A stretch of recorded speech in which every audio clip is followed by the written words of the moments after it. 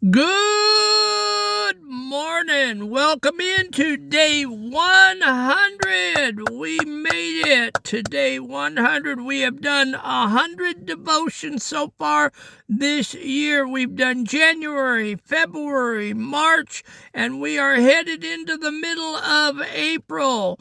A couple of more months and we'll have half a year under our belts. And for that, I thank God and I thank you for showing up every day.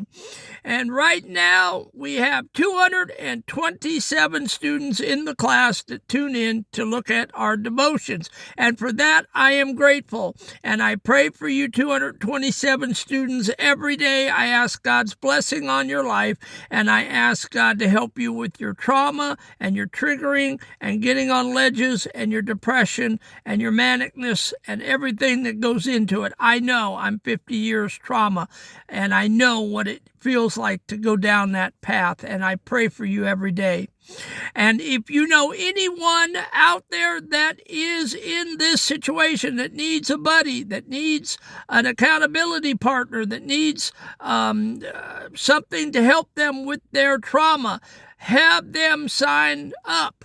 Have them hit the subscribe button and the like button and tell them to put their butt in a chair with a notebook and come and listen for 14 minutes a day and take notes. And I think at the end of the year, hopefully, people's lives will be changed. I know that my life was changed by the Pivot Year Devotion by Brianna Wiest.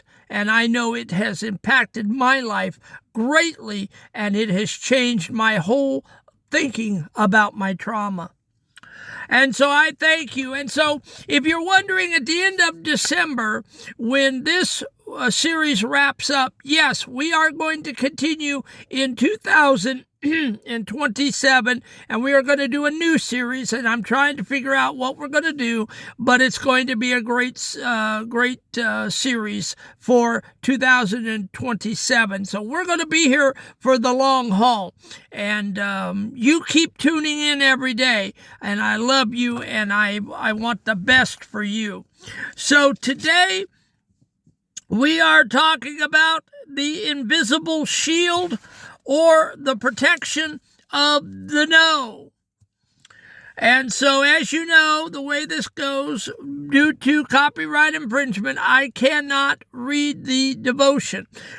So what I do is I take the devotion, I turn it into a poem, and then I read the poem back to you in my own words, and then I give you a teaching, and I give you a little application that you can do to help push your trauma down the road.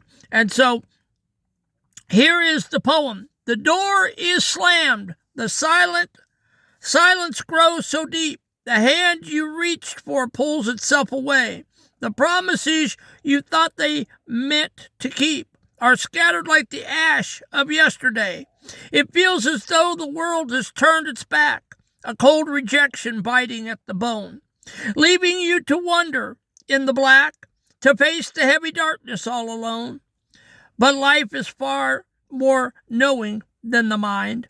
It sees the bridge that's rotting at the core. It knows the traps that you were left to find, and locks the gate to keep you from the door. When things you want do not want you in turn, it isn't spite that's fueled by heaven's breath. It's grace that stops the fire meant to burn and pulls you from the shadows of a death. Your heart has taken all that it can bear, and life is standing guard to shield the light, protecting you from damage and despair, and keeping you from wasting one more night. Do not mistake the rescue for a sting, or think the silence means you've lost the way. There is a quiet power in the everything that's clearing out the brush for a new day. So do not turn your back upon the road or close your eyes because the path has shifted. Life is lifting up the heavy load. so you might see the heavy clouds have lifted. Trust the no that keeps you in the sun. Trust the gone that leaves your spirit free. For when the work of protection is finally done, you'll be the person you were meant to be. All right? And that was the poem for today's devotion. So we're talking about the invisible shield or the protection of the no. When we get no's in our lives, we don't like it. When we get rejection letters for land loans or for home loans or for we get rejected for college, we get rejected for the military, whatever we get rejected for in life, we don't like it. Okay? But we are going to talk about the positivity of the no in your life. No can be a positive in your life. We're going to flip it on its ear today. We're going to talk about how it can be positive. There is a specific kind of pain that happens when the thing you want most suddenly stops wanting you back. Maybe it's a job that let you go, a relationship that ended, or a dream that just didn't pan out. It feels like a personal rejection. It feels like life is turning its back on you and leaving you out in the cold. But Day 100 challenges us to look at this differently. What if that closed door isn't a punishment? What if it's a rescue? We often try to force our way into rooms where we aren't supposed to be, or we try to hold on to people who aren't good for us. When life says no, it's often because it knows something you don't. Perfect example. I was in my 20s in Amarillo, Texas, working in the hotel business, and I got a crazy hair up my rear end, and I thought that I should be an over-the-road truck driver. I laugh about it now. It wasn't funny then.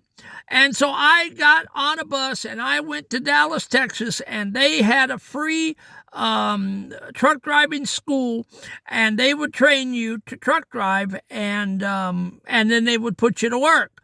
Well, I went down there all confident as could be, and believe it or not, I outlasted a lot of the kids in the class. I sure did.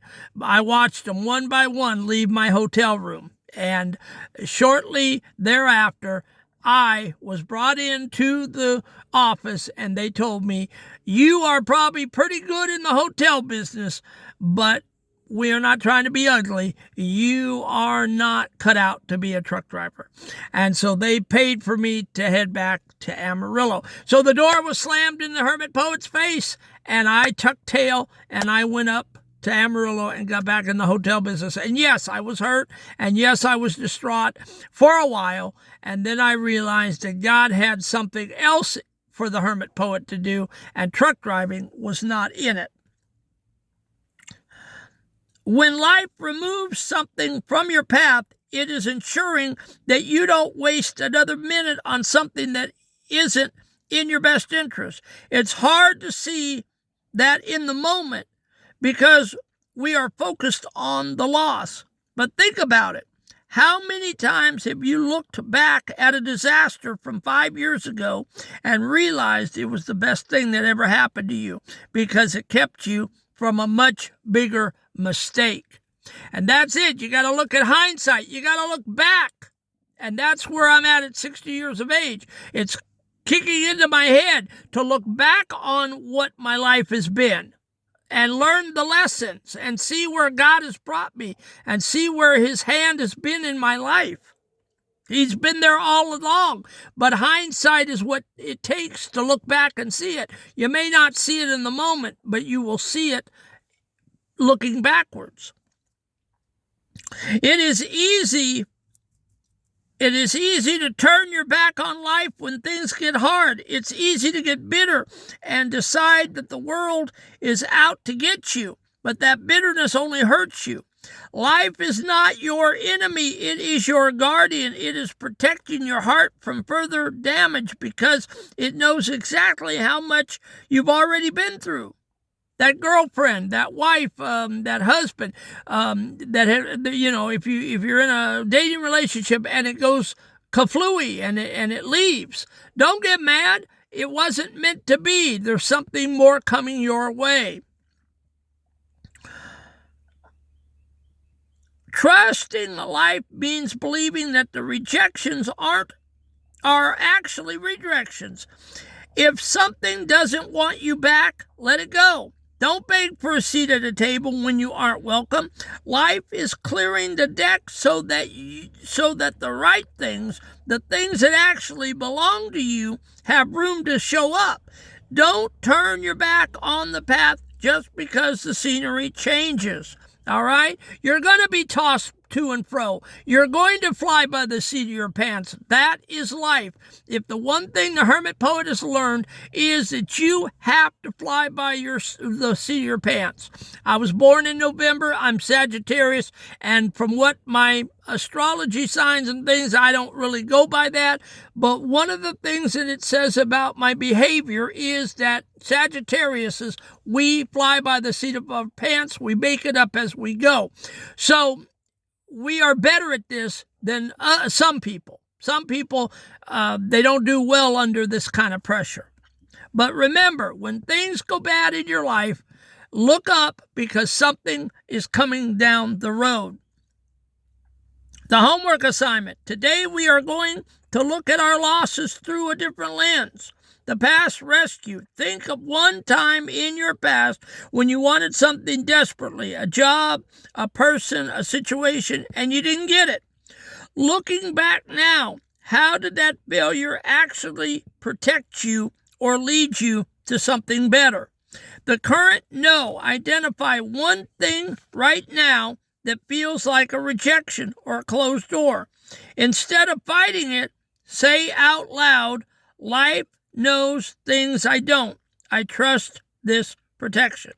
The time audit. Write down one thing you've been chasing that doesn't seem to want your back. Decide today to stop wasting your precious time on it for at least 24 hours. See how much lighter you feel when you stop trying to force an open door. And the goal, to move from feeling rejected to feeling rescued. All right? So remember, guys, I know it's philosophical, but we're trying to bring this down to meat and potatoes. We're trying to bring it blue collar. And listen, nobody likes to be rejected. I know that. I don't.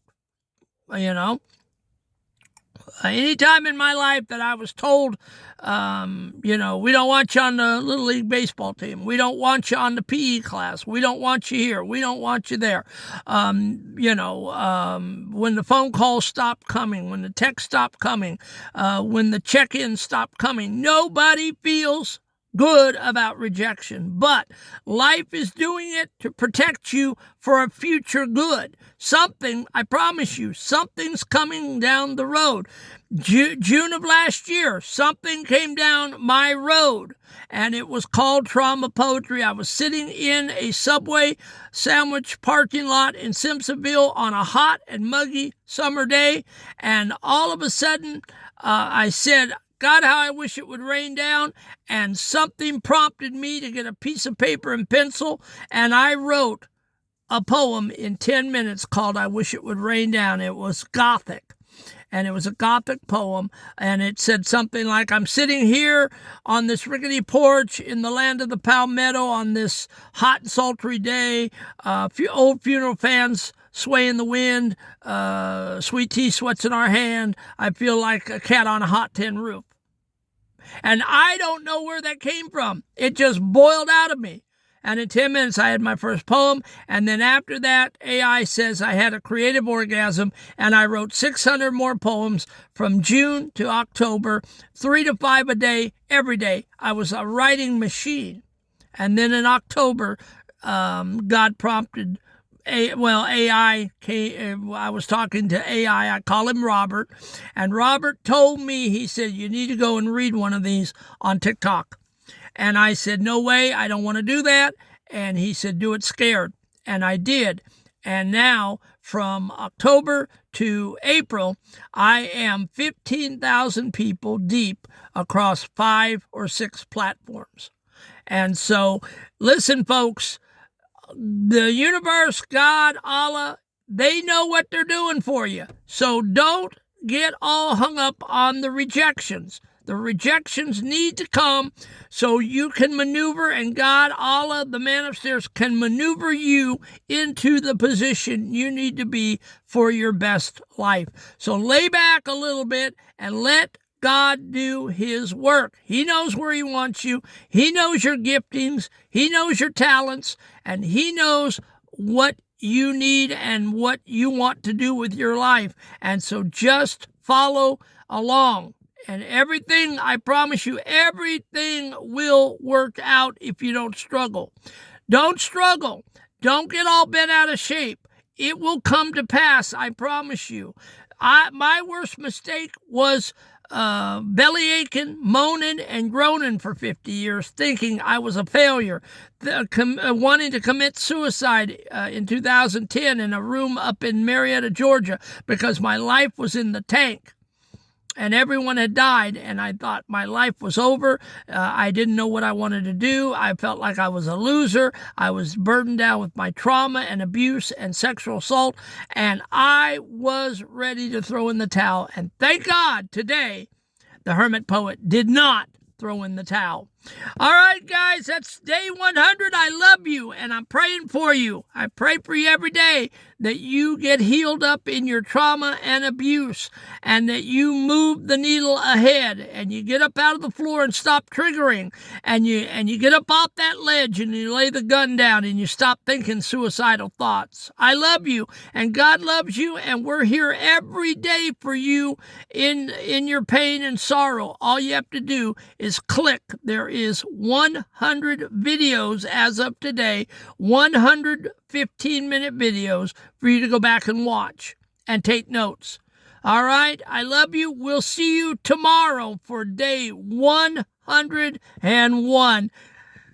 Show up, show out, and let the world know you're alive. Have a great day.